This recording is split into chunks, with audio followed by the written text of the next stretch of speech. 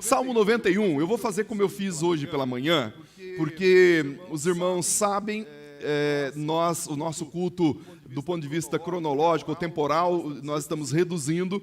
Então, como nós teremos a ceia posteriori, eu quero apenas fazer uma leitura de carreirinha com os irmãos no Salmo 91. Pela manhã eu falei a mesma coisa, que eu não vou prometer que serei breve, mas tentarei ser breve. Né? Já disseram para mim, pastor, não faça promessa que você não pode cumprir. E eu prometo que serei rápido, e aí eu começo e me empolgo e acabo não conseguindo cumprir. Mas eu vou fazer um esforço hercúleo a fim de conseguir ler com vocês o Salmo 91, o Salmo do protetor, o Salmo daquele que cuida, um salmo extremamente apropriado para esse momento que nós estamos vivendo, um momento que ainda não cessou-se a pandemia, ainda não temos uma vacina física para isso, um salmo que fala de alguém que cuida de nós, de alguém que está com os olhos atentos para as nossas necessidades, de alguém que nos ama de maneira irrestrita e de alguém que quer o nosso melhor, quer o nosso bem. E esse salmo, como é conhecido de todos aqui, certamente conhecido de todos, quem sabe é o salmo mais famoso da cristandade, um dos mais famosos, porque o Salmo 23 também está no rol dos salmos famosos, mas esse aqui ele funciona como um amuleto, ele funciona como uma espécie de mandingueiro. Ele, para alguns crentes ou não crentes, ele é colocado na estante, bem na porta de entrada, bem naquela ambiência de entrada, justamente para afastar, Marcelo, fluidos negativos, para afastar os espíritos daquela casa. Porque se ele tiver a Bíblia aberta no Salmo 91, é poderoso demais. Capeta nenhum entra nessa casa. Demônio nenhum entra nessa casa. Bom, nós sabemos que isso é um engodo. O Salmo 91 só faz sentido se estiver acompanhado do Senhor do Salmo. O Salmo 91 só faz sentido para aquele que está descansando no Senhor do Salmo. O Salmo 91 só faz sentido para aquele que creu nesse Deus Todo-Poderoso. Mas quem escreveu esse Salmo? É bem importante nós termos uma noção de quem escreveu, porque as nuances do texto vai nos mostrar onde estava o coração do escritor. Então nós não sabemos quem escreveu o Salmo. Provavelmente, entre os estudiosos, acreditam que provavelmente ou foi Davi ou foi Moisés que escrevera o Salmo. Se foi Davi, ele escreveu logo após o evento lá de 1 Crônicas capítulo 21, o evento onde Davi comete o maior pecado da sua história. O maior pecado da história de Davi não foi, embora seja hediondo, essa conjunção de pecados, mas não foi o adultério com Batseba, não foi a dissimulação em relação a Urias e nem tampouco o assassinato de Urias. Todos foram hediondos, mas esse não foi o maior pecado de Davi. Ele mesmo registra em 1 Crônicas capítulo 21 que o seu maior pecado foi fazer o recenseamento do seu exército. Chegou um momento da vida de Davi que ele teve uma síndrome sarapiônica. Ele achou que era poderoso. Ele achou que, quem sabe, era mais poderoso do que o poderoso Deus desse salmo. Então ele pede para os seus generais fazer uma contagem do seu exército. Per si, contar o exército não era o pecado. O problema era o que habitava o coração de Davi. E quando ele recebe o número dos soldados do seu exército, que era 1.550.000 homens, naquele momento, cai um espírito de culpa e um espírito de entendimento no coração de Davi, e ele diz: o meu maior pecado acabara de acontecer. Ele tem a convicção que aquilo que ele acabara de fazer foi um pecado absurdo. E por que absurdo? Porque a história de Davi, no ano passando, do início do seu reinado, começa lá em 1 Samuel, capítulo 22, versículo 2, quando ele está apenas com entre 400 e 600 homens, mulambos, homens que não eram beligerantes, que não eram treinados, que não eram para a batalha. E ele começa com esses 400 ou 600 homens, e naquele momento ele dependia 100% do Senhor desse salmo. Naquele momento ele devotava todas as suas vitórias a Deus. A glória das suas vitórias era ao Senhor. Era a Deus que ele destinava toda a honra, toda a glória e todo o louvor em todas as suas conquistas. E agora ele está confiando na força do seu braço, na força do seu exército, na força dos seus homens bem treinados, e eu já falei sobre isso aqui. Então Davi, ele entende que pecou. E aí Deus dá 3 opções para Davi. A primeira delas era uma fome, a segunda delas era cair nas mãos dos seus inimigos, ou ficar nas mãos do Senhor, ou cair nas mãos dos seus inimigos, e a terceira era uma grande peste.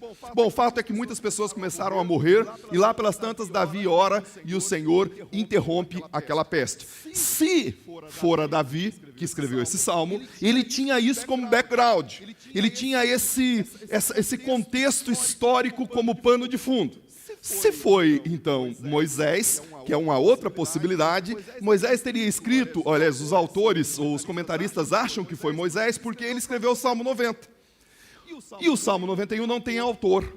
Então, por consequência, seria Moisés. Mas esse não é o argumento mais profundo. O argumento mais profundo é que vários elementos constantes aqui no Salmo 91 têm tudo a ver com o layout. Tudo a ver com o discurso de Moisés, porque Moisés escreveu o Pentateuco, que são os primeiros 5 livros.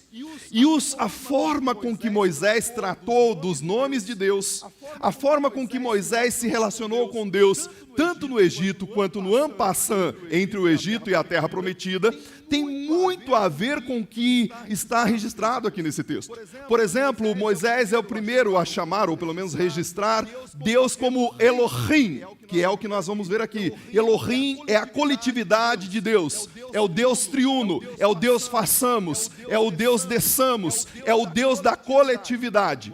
Moisés é o primeiro a usar essa expressão. Ele vai chamar Deus de Altíssimo, o primeiro a chamar de Deus de Altíssimo no sentido do registro e da escrita é Moisés. O Elion, aquele que é superno, aquele que é superior, aquele que está acima e além de qualquer coisa, é o nosso Deus, aquele que possui azeidade. Azeidade é o indivíduo que basta-se em si mesmo, que não precisa de outro. Eu e você somos carentes, nós precisamos dos outros, nós somos seres gregários, nós precisamos do relacionamento para nos completar. Eu me casei a fim de ter essa completude no sentido dessa relação, e o ser humano ele anda nessa dinâmica. Deus não. Deus é altíssimo, Deus é superno, Deus é superior. E Moisés é um dos que vai registrar Deus desta maneira. Mas ele vai chamar também Deus de El Shaddai, o Todo-Poderoso. E nós temos esse registro aqui também. E Moisés é quem chama Deus pela primeira vez de Javé. Todas as vezes que você vê o nome aí na sua Bíblia, especialmente no Antigo Testamento, com Senhor em tudo, todas as letras em caixa alta, é Javé. Javé é o nome que vai dar origem ao Deus Salvador, Jesus Cristo, no Novo Testamento. Então, tido isso como pano de fundo, fica mais fácil para a gente entender se foi Moisés, amém. Se foi Davi, amém também. Mas agora você consegue entender o que está passando, ou o que está encharcando o coração desse homem enquanto escreve esse texto. Então vamos lá para o primeiro versículo, a leitura de carreirinha, para a gente ganhar o nosso tempo aqui. O primeiro versículo diz assim: aquele que habita no esconderijo do Altíssimo. Lembra aqui? Altíssimo, Elion, o poderoso, aliás, o que é superno. O autor está colocando para mim, para você, que existem promessas, que existe um cuidado, que existe uma segurança no esconderijo do Altíssimo, onde o Altíssimo habita. E é interessante aqui que provavelmente o autor, seja Moisés ou seja Davi, estava pensando no tabernáculo, até porque os dois tiveram tabernáculos, tanto Moisés quanto Davi. Está pensando no tabernáculo, onde tem, no tabernáculo você entrava, o indivíduo entrava, tinha o primeiro altar, o altar do sacrifício, depois o altar dos incensos, depois o altar da propiciação, e lá no fundo, aqui atrás, seria o Santo dos Santos, onde o sumo sacerdote entrava uma vez por ano, no dia do Yom Kippur, para poder oferecer sacrifícios e ofertas em favor dos pecados da nação. É nesse lugar que existe a presença, ou existia a presença manifesta do Senhor plena e completa. E o que o escritor está dizendo aqui é que aquele que habita nessa ambiência, e agora não mais uma ambiência física, não mais uma ambiência templária ou tabernacular, mas uma ambiência espiritual, aquele que se esconde em Cristo, aquele que tem em Cristo a sua habitação, aquele que faz de Deus não uma casa de veraneio, não é ir à presença do Senhor de tempos em tempos. Só quando está muito quente, eu busco aquele espaço. Quente no sentido das pressões, no sentido das dificuldades, no sentido dos problemas. Quando o verão vem, eu procuro a minha casa de veraneio. Não. O que está dizendo aqui é que esse homem e essa mulher, que será usufrutuário das bênçãos do Senhor, é aquele que habita, que faz da casa do Senhor um domicílio, ou desse recôndito, um domicílio. Há uma habitação. O Novo Testamento vai ter duas palavras para isso. A primeira é katoiken e a segunda é paroiken. Katoiken significa habitar, morar, residir. Como diz o Salmo 84, como eu amo os teus tabernáculos, ó Senhor dos exércitos. Como eu amo as câmaras, como eu amo a ambiência desse lugar chamado santo. E eu e você poderíamos dizer, como eu amo descansar na presença de Jesus. Aquele que se esconde, que habita no esconderijo do Altíssimo, a sombra do Todo-Poderoso, ou do Onipotente. Essa sombra tem a ver com esse cuidado, tem a ver com essa olhadela, um olhar sempre terno, um olhar que está sempre atento. De vez em quando, eu percebo que alguns pais perdem alguns segundos de atenção dos seus filhos. E de quando em quando tem algum querendo pular daquela galeria ali. E aí eu fico olhando aqui, fico congelado. E aí eu dou aquela palavra, filho não pula.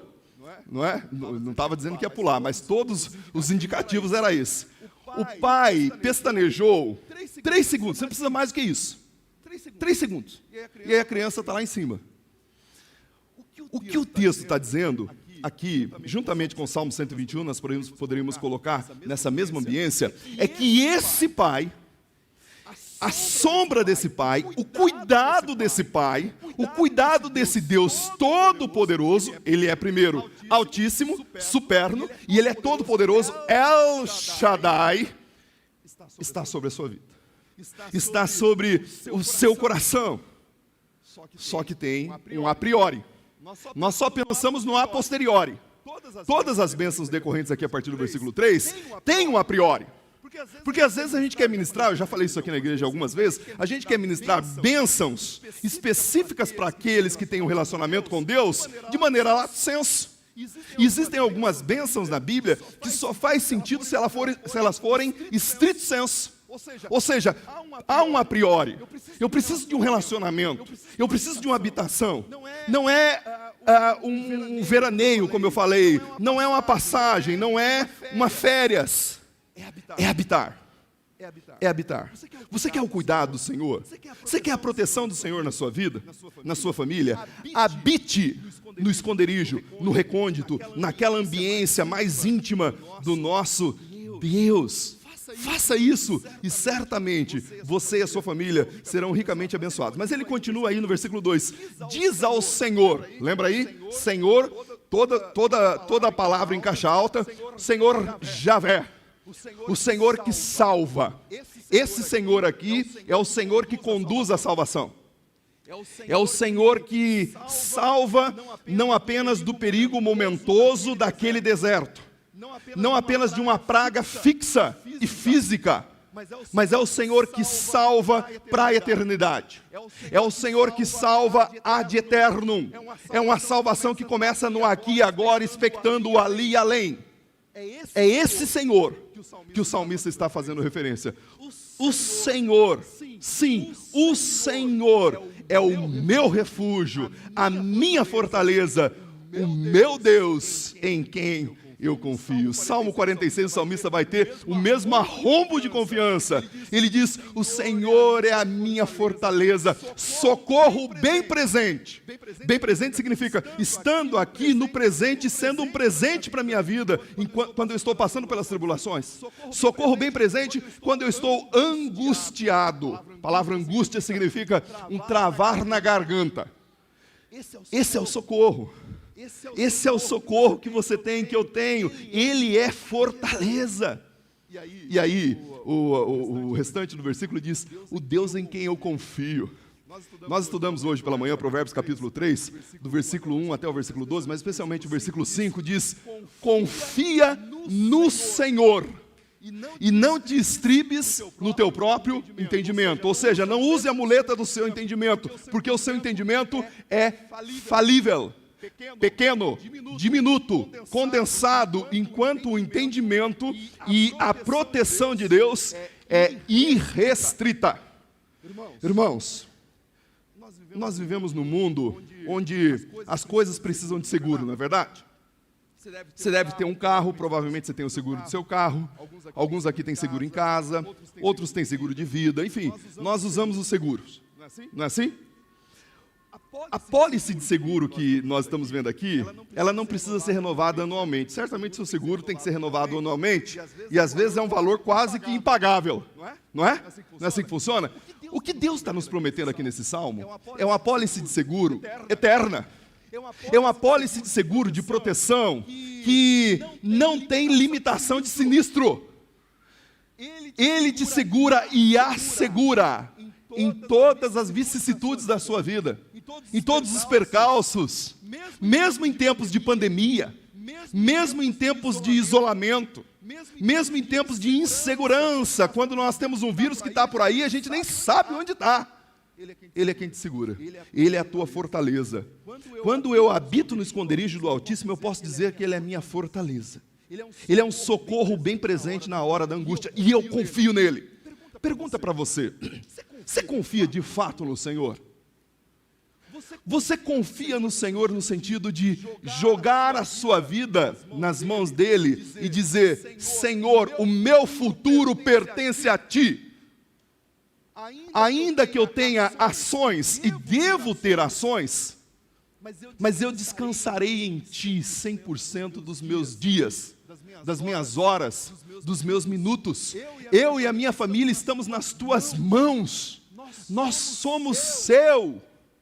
Irmãos, quem faz essa oração não tem medo do futuro, não tem medo do amanhã, porque ele está seguro em alguém. Novamente, a palavra superno é superior ao superior. Deu? Superior àquilo que é superior. Então, quem faz essa declaração, está declarando que confia em alguém que é irrestrito, que é o governador do universo. É o presidente do universo, não de uma republiqueta.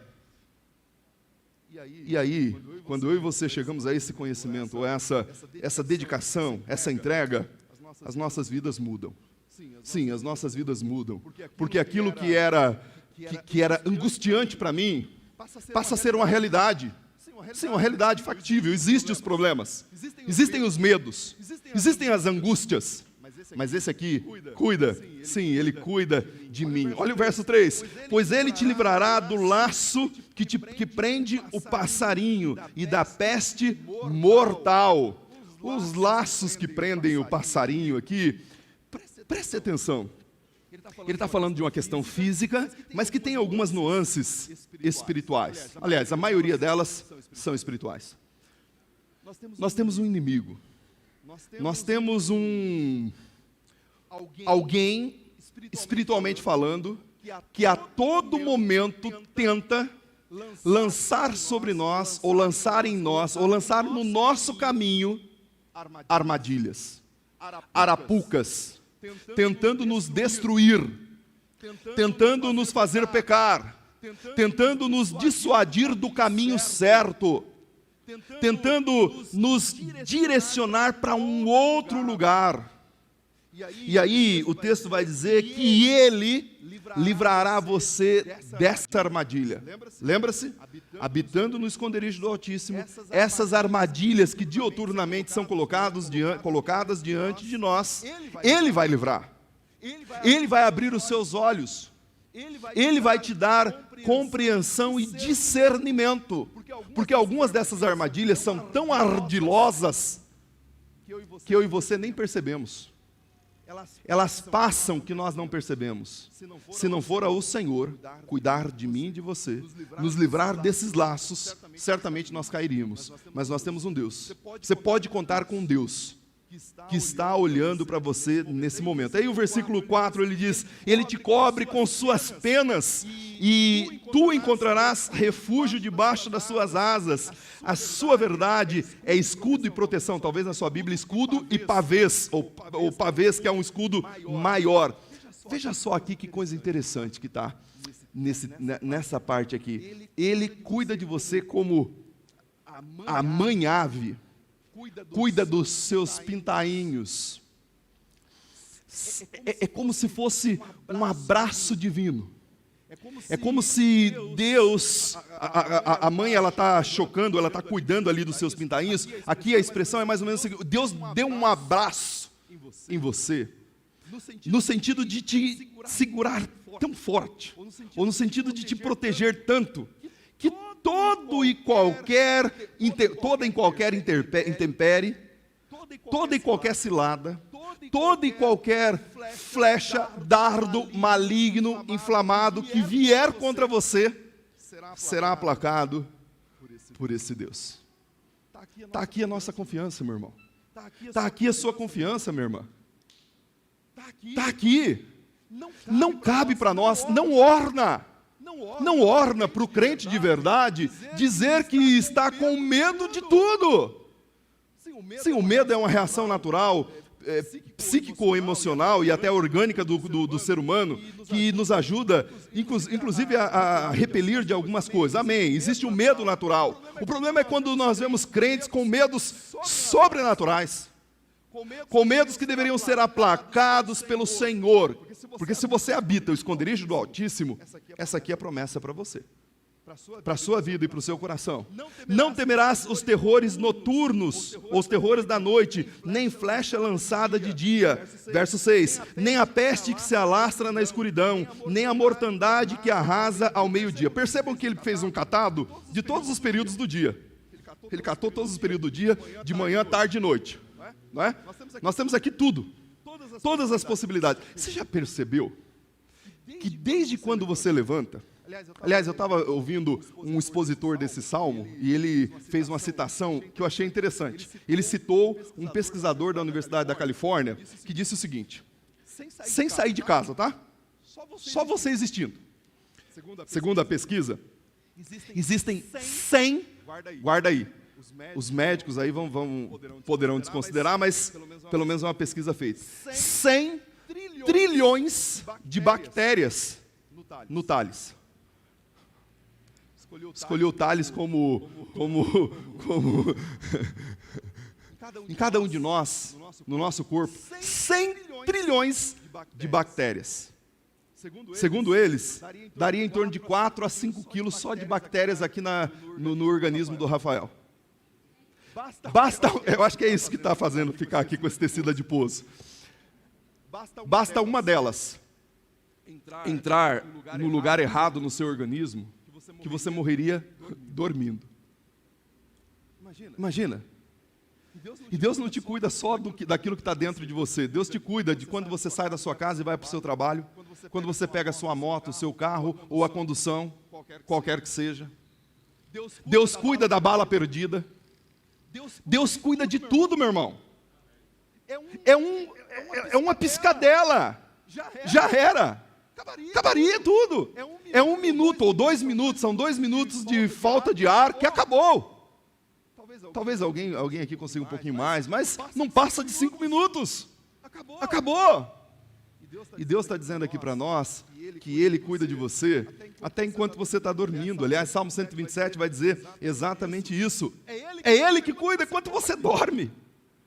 enquanto você dorme. Salmo 8 diz, olha, eu deito e logo pego no sono, porque o Senhor cuida de mim.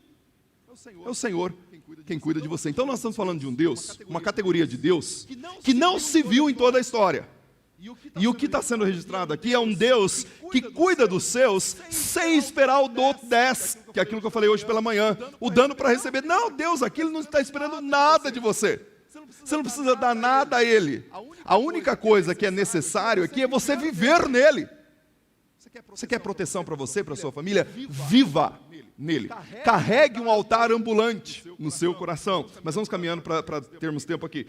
Versículo 7 diz, poderão cair 1000 ao teu lado e 10.000 à tua direita e tu não serás atingido. Isso aqui parece um amuleto também para alguns.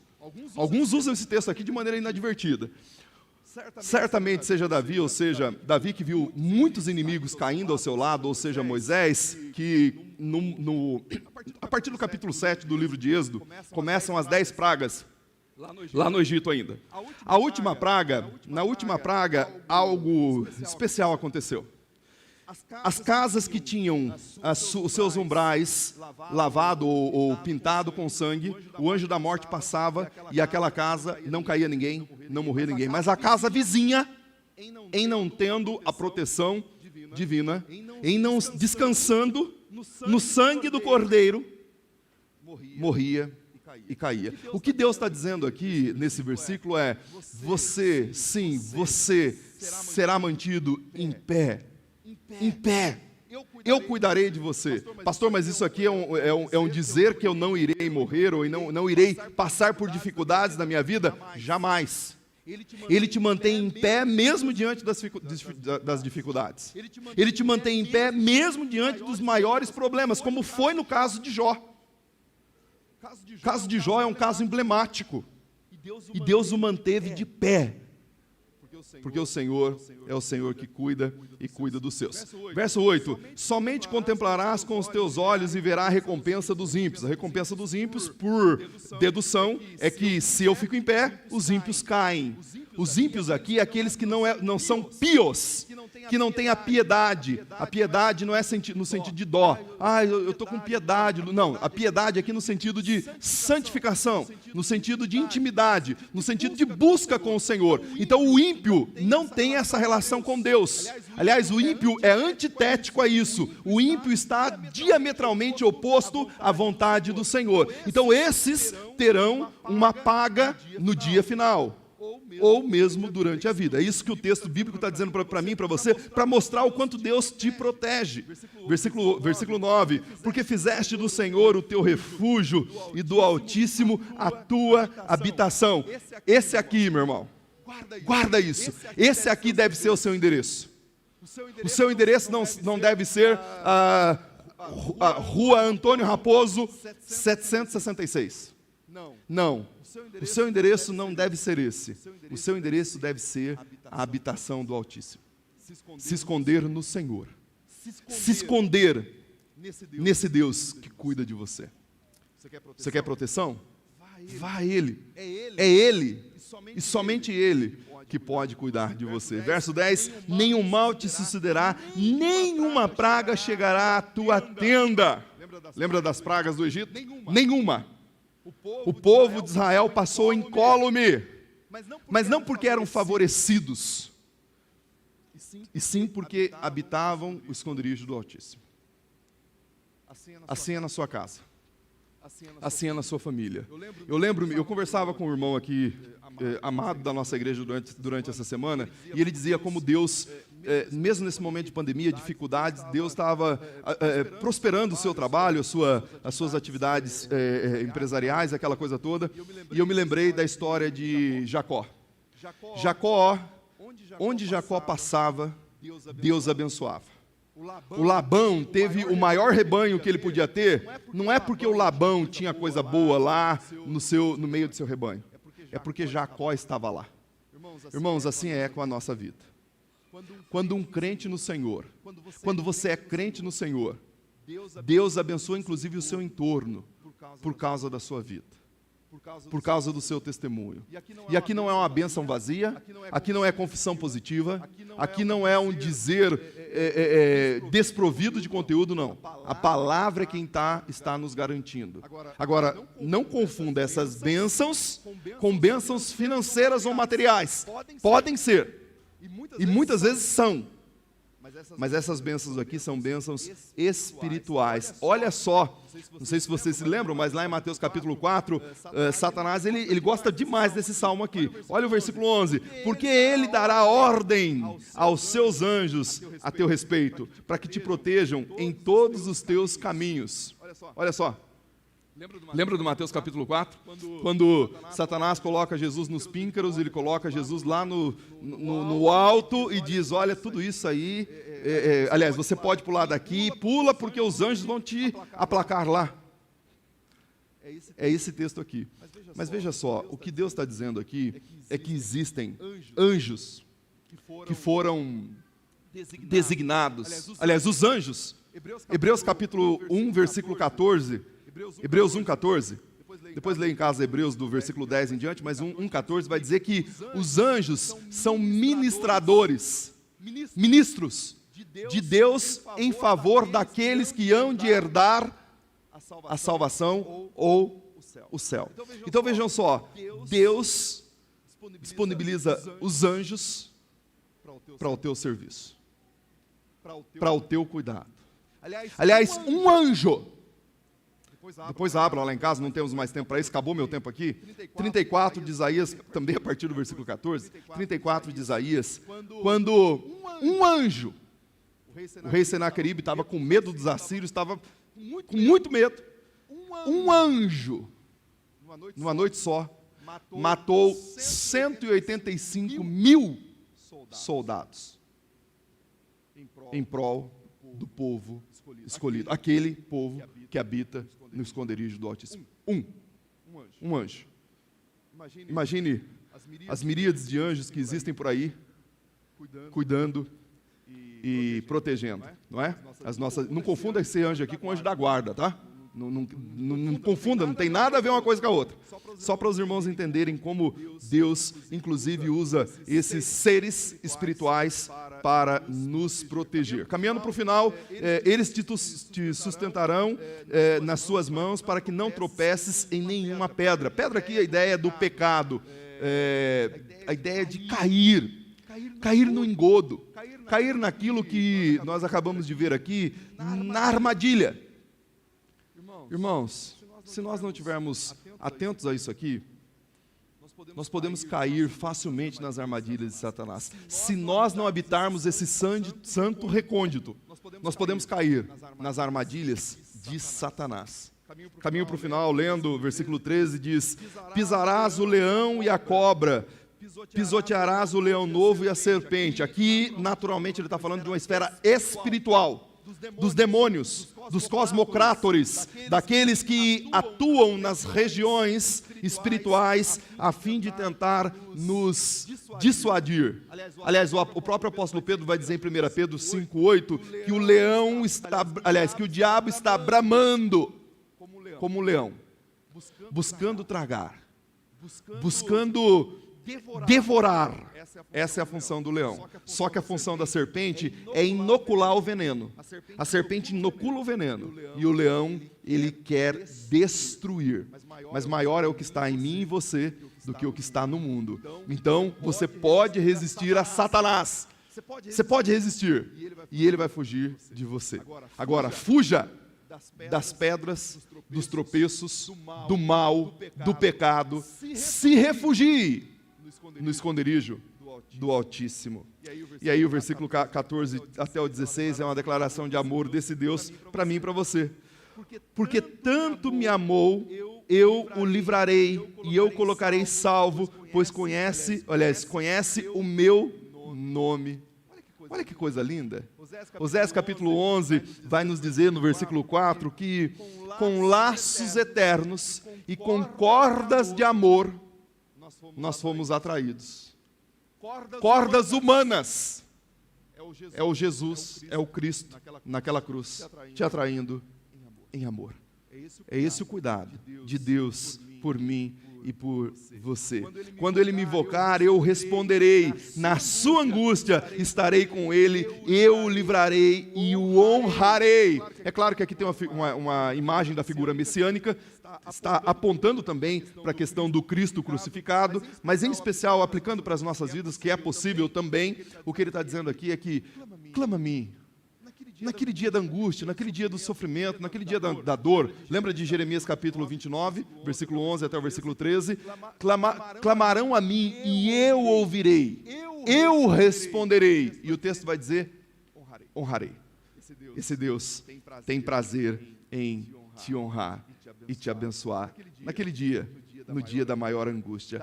Darei a ele longevidade e lhe mostrarei a minha salvação. Como eu expliquei pela manhã, essa palavra longevidade, quando aparece aqui, não é apenas longos anos. Não é apenas viver até 100, cento e poucos anos, mas é uma vida de paz, alegria e satisfação. Então, para fechar essa nossa leitura, só uma leitura, não é uma pregação, é uma leitura. Para fechar, você tem descansado no esconderijo do Altíssimo? Você tem feito desse espaço a sua habitação? Estar com o Senhor é o seu maior prazer? Era para o salmista.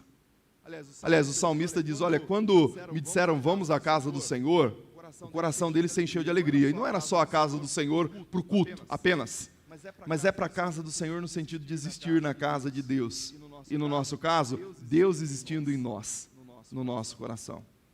A expectativa do meu coração é que você encontre esse Deus da segurança, esse Deus do consolo, esse Deus da bênção na sua vida, no seu coração, na sua família. Aquele que descansa no esconderijo do Altíssimo, à sombra do Onipotente, descansará. Feche seus olhos, eu quero orar com você nesse momento. Em seguida nós vamos participar da ceia do Senhor.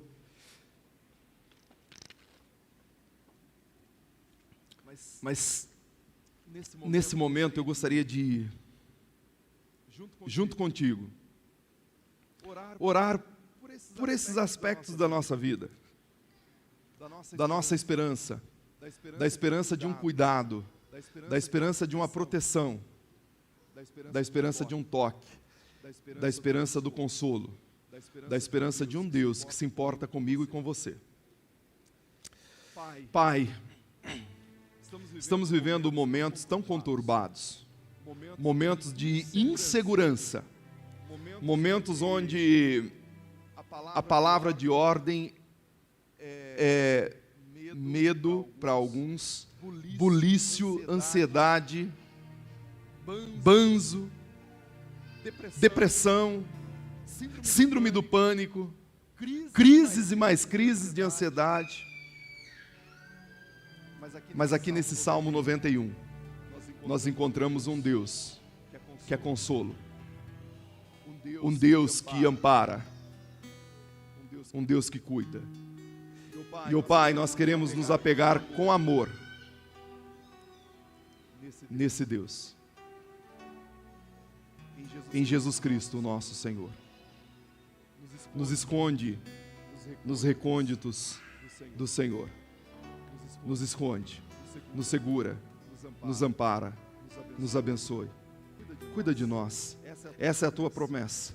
Mas, ó Pai, sobretudo, ajuda-nos a compreender que todas essas promessas só fazem sentido se nós estivermos habitando no Teu esconderijo. Abençoe o Teu povo, em nome de Jesus.